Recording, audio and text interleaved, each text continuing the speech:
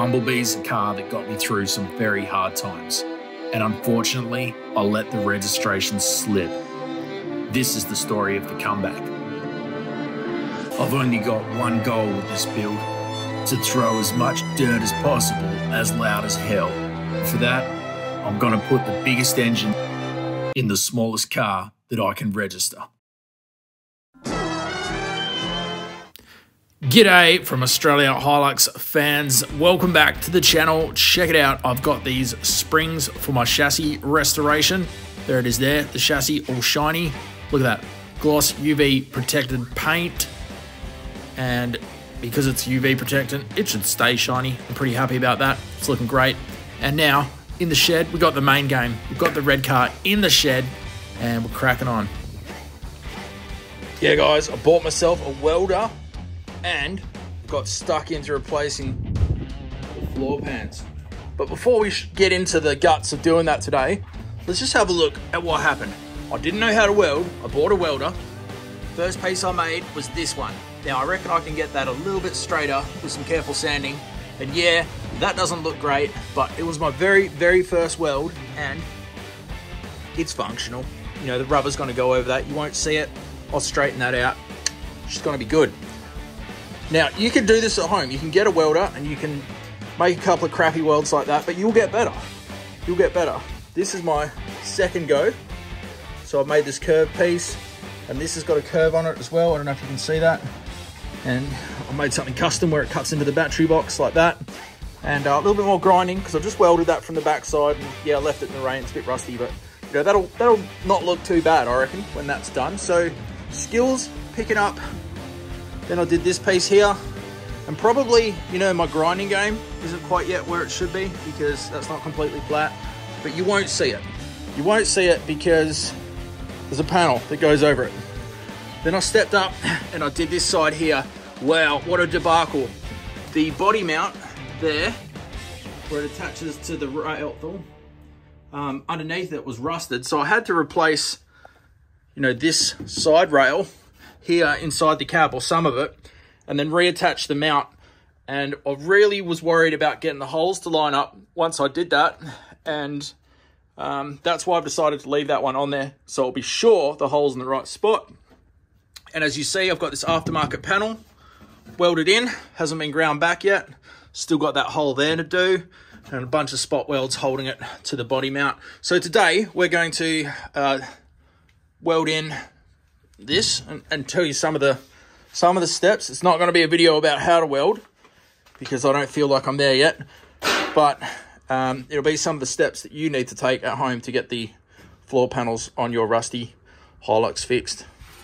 Okay, so this is the replacement floor pan that I ordered, and as you see, it comes with this body mount. I don't want to use this body mount. As mentioned, I'm not confident about getting the holes to line up if I do it that way.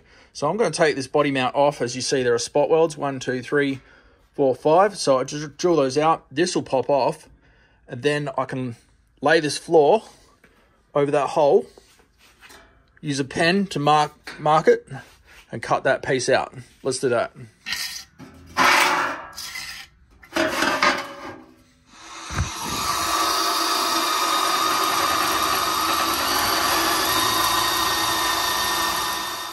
So my go-to for these spot welds is a pilot hole, and then you get your big bloody step gypsy and you use that. Go hole enlargement. Woo!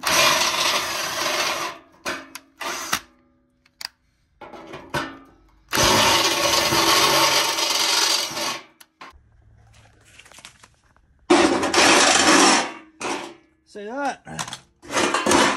Step gypsy. Works awesome.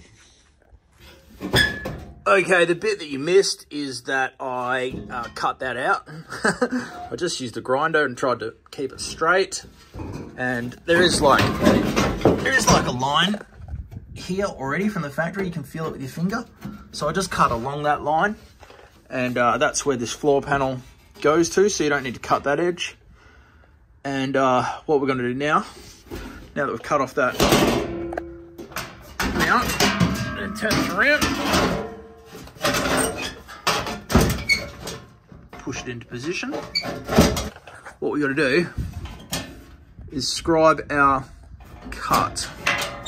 So we can go underneath the car and get the pen out. We want to cut, let's say the line is here. We want to cut it, you know, a little bit more than that. Obviously what I was thinking here was I will cut one piece and then I'll cut another piece to replace this. But when you cut pieces out of here, then you have to, let's just say we cut it there, then we probably grind off that much to get it to fit properly. The whole thing's a little bit shorter than it was. And that's not going to work particularly in this scenario, because we have to get one continuous piece to fill in all this here. So what I'm thinking we will do, instead of cutting it in two pieces, we're just going to make one super cut. So we'll do ring, ring, like that. Okay, what I've decided to do, because this aftermarket panel, 1, 2, 3, 4, nothing. 1, 2, 3, 4, nothing. It's not the same, but this bit's the same, just here. So I'm making the cut there, and yeah, so you know, the bits that are the same, that's what we're going to use. And I'm up to this bit here where I get this and I just make the edges all shiny so the weld will not be contaminated.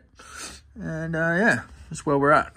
Look, I can't do this one-handed, but trust me, if you run into this stuff here that's really hard to sand off, it's like a rubbery undercoating, get your Dremel and just grind it back with that disc. It'll work. Things are bloody happening. Okay, so now what we want to do is get this to sit in there properly, but it won't because this here is riding into that.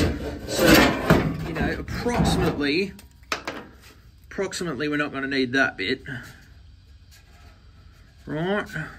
So just to get it to sit in properly, I'm just going to cut that bit off. Just that bit. Just going to cut that off there. So the panel will sit down in the hole. And then around this body mount, we're going to do the same thing. Got a money. Where is it? There. I'm going to freaking take out that little bit there. And then the panel will sit down in the hole. And then we can trace out that. Look. Have a look. Got that notched out. Go over there. Like that. It's in. But there's a gap. You see the gap? It's because, I don't know, for some reason this tail end is hitting. So we don't need that. We'll just cut that out. And we should be able to slide everything over that way a little bit more. Okay, so now that we are in there, what we do is bloody flip this thing up and get underneath it.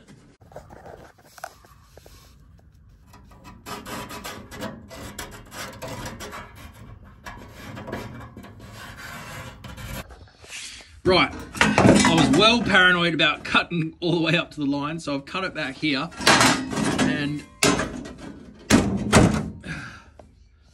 there's definitely some overlap there, so I'll have to now just get the grinder and just slowly grind this back until it is flush. And likewise with this end down here, I've just been super generous. There's the line, that's where I'm at. So I'll have to remove this. I'll just do it in stages and get it to be a real close fit. This will take a while, but it's a labour of love. Making it fit.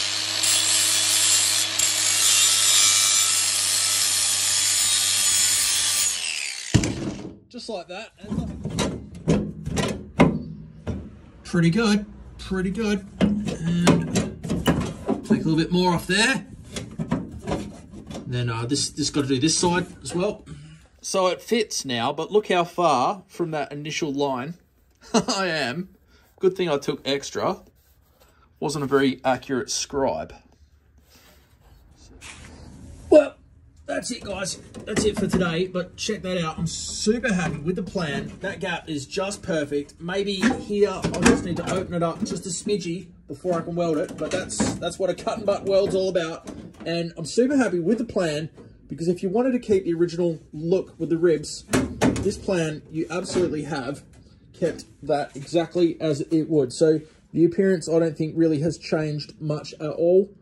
And that's, you know, probably not going to matter to me, because I will put sound deadening on it. That's it for this week, Hilux fans. And remember, keep it upright. And if you do roll it, LS swap the next one you get. See ya.